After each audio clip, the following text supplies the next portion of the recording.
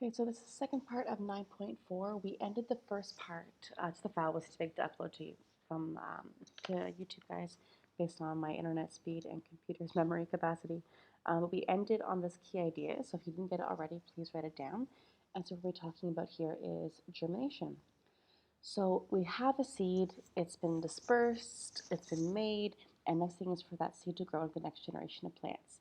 So when the conditions are just right, these seeds will germinate. And what kind of conditions are required for seed germination? You guys were germinating seeds in class. I did have you guys set some seeds up in paper towel in the classroom. If you have not been watering them and they are stanky and or dead, please just toss them and tidy up your mess. Don't leave them out there for a while, okay? So the conditions that we need to germinate a seed are first things first, we have to have water to rehydrate the seed. So the seed was dehydrated before it could be sent to become dormant, and we have to rehydrate it first, so wet enough for that to happen. Then we have to have oxygen available for the seed to do aerobic respiration. Remember, back to cellular respiration, we require oxygen to get all those ATP. So for the seed to access the energy in the seed leaf that it has, it needs to have oxygen to do so. It needs temperature, the right temperature for the enzymes that do process like respiration and growth to function. So not too cold, not too hot. Don't want to get too hot and denature enzymes. Don't want to be too cold, won't allow them to function at all. And other conditions can be more species specific. So things like having a broken testa, that can really matter for some seed species to germinate. First crack on the testa from the right weather conditions.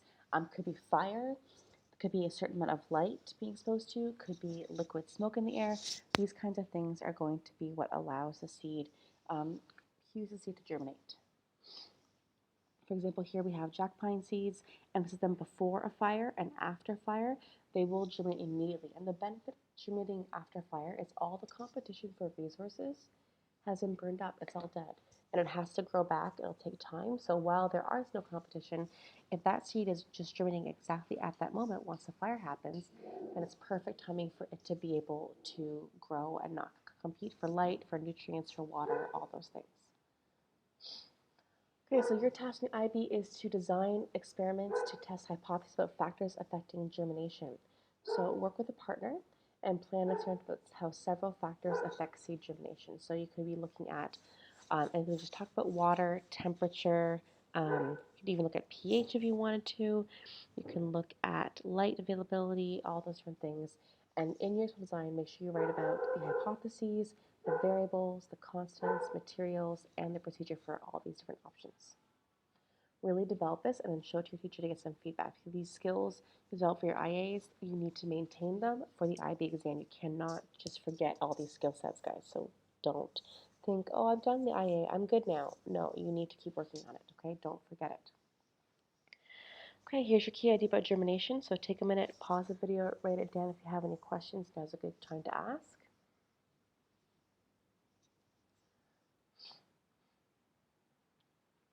Okay, let's talk about gene expression. So we talked earlier about short day and long day plants and how that affects the growth of plant species. Let's talk now about seed germination, the gene that affects this as well. Sorry. So thinking back to, we talked about way back in topic 1 and topic 9.3 as well. What is the growth tissue of a plant called? What's the kind of tissue that grows in plants? Hopefully remembering that those are called meristems. And meristems are different kinds. We talk about apical and lateral meristems in 9.3, and flowers develop at apical meristems. And they're going to become develop into floral meristems from the types of stem cells that are what we call pluripotent stem cells. Remember that from topic 1 way back in first year. And pluripotent stem cells are ones that can become a variety of cell types, not just one or the other. Are called master stem cells sometimes. So when is the ideal time for a flower to develop?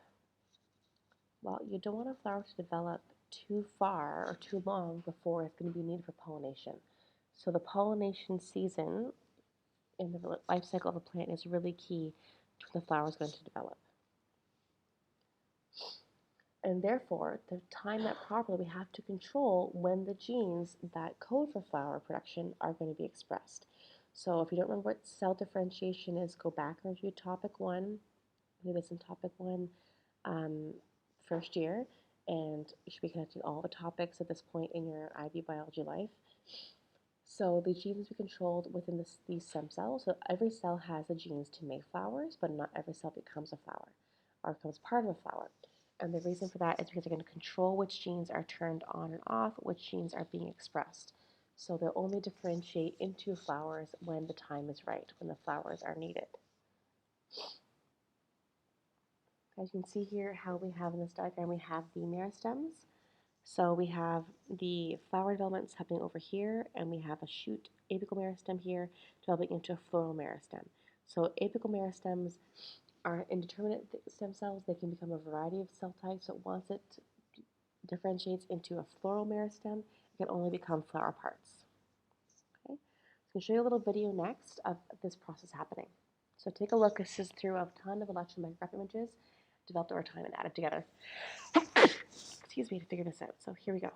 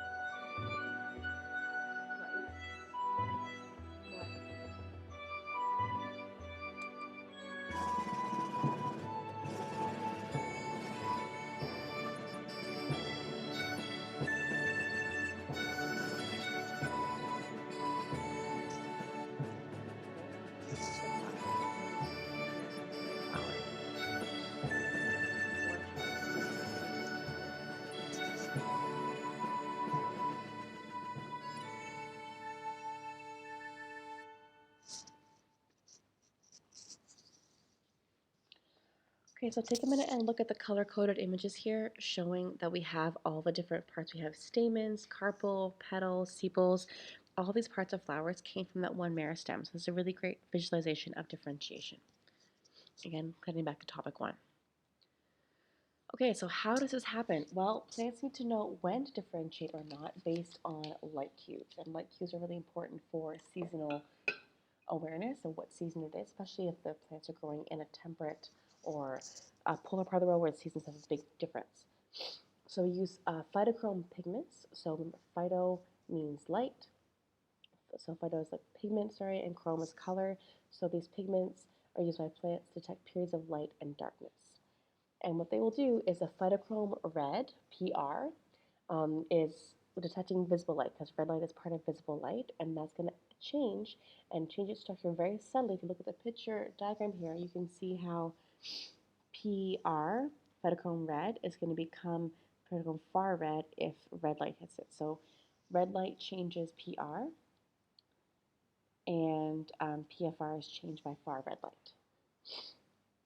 Okay, so it's going to change it to PFR, and it's going to activate.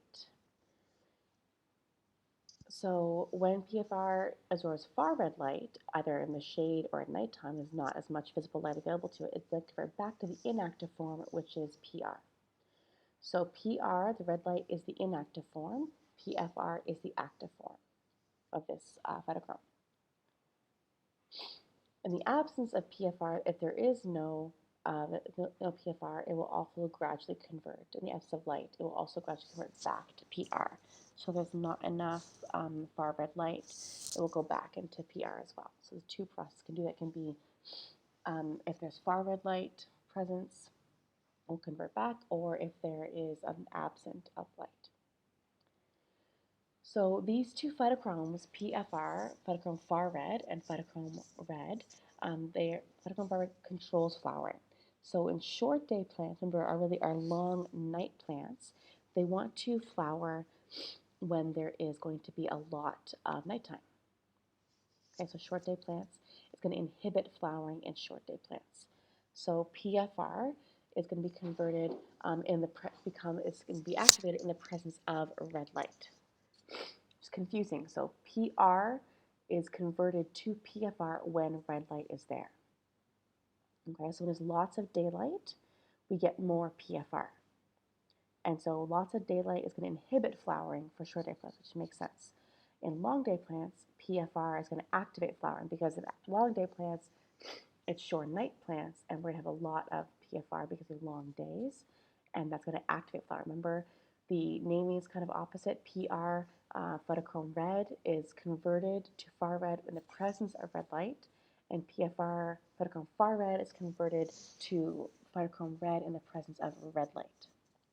So they're going to control flowering. Now, it's going to take you a little bit of time to practice through this and get it. So read some stuff, watch this part of the video a few times, and make some notes for yourself because it is a bit counterintuitive to explain. Just to remind you of photoperiodism here. So we have our short day plants and long day plants. So long day plants bloom in summertime when we have a long day, and then short day plants bloom when we have a short day. This is very for temperate regions where we have big differences in seasonal light. But really what we realize is that what's important here isn't the length of day, it's the length of night.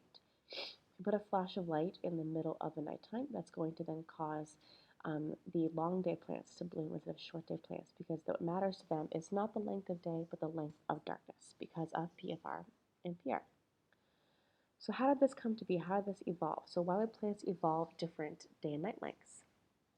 Think about this for a second. Talk to your partner. Can I go back to topic 5 here? Well, for plants to fertilize successfully, their pollinators need to be active. And the whole point of flowers is to attract pollinators and do sexual reproduction. So if their pollinators aren't active, it's not going to work. So to do so, they bloom at the right season. And then also for seeds to develop successfully, they have to have ample resources, which usually means we have to have the seeds that have time to develop in the spring or the summer. Some plants have evolved to flower in the late summer and fall, and then their seeds remain dormant all winter long. This ones usually have bulbs or larger starch components of storage for their seeds because they have to wait a longer time to be able to then bloom in the spring. But it gets them ahead of the competition in the springtime. Think about tulips, irises, those kinds of flowering plants.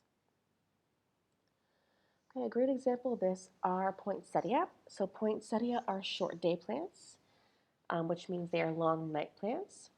So they're grown in greenhouses all around the world, and they're really popular for Christmas season in lots of parts of the world. My mom used to work in a greenhouse, and they had hundreds and hundreds of poinsettia that they grew every year. And they carefully control the light exposure to the poinsettia to make sure that they bloomed at the right season. So we would want to have them at home and then buy them. I know I've seen some poinsettia in Agdal recently, and I would love to have a few for my home for Christmas time because it's just part of that season for me and my family. Now, what would happen if you're in a greenhouse at night and someone accidentally turned the lights for 1 second in the middle of the night? So just turn the lights on really quickly to look around. Maybe they forgot their keys or something, and turn back off. And a greenhouse full of poinsettia, what would happen? Take a minute to talk to your partner about this. Well, poinsettia require at least 14 hours of darkness for them to bloom. So this would cause them to stop blooming. Maybe not to happen only one time, but happen repeatedly, it definitely could cause a problem. At the greenhouse my mom used to work at, one of the students, actually a high school boy, I think he was showing his girlfriend, as the story goes, turned the greenhouse lights on at night to show her how beautiful it was and messed up the blooming cycle. He got in big trouble with the boss because he messed up a lot of their sales that year because of that. So here are your key ideas about flowering. So take a minute, write these down, double check for understanding.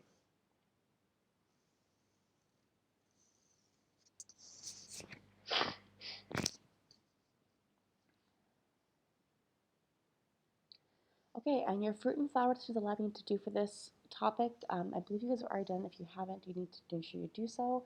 And what we normally dissect is you do hibiscus flowers because they have very obvious little structures, rose because they have less obvious, but you need to find them, tomato as the fruit, and peanuts and lima beans that have been soaked as your two seeds to dissect.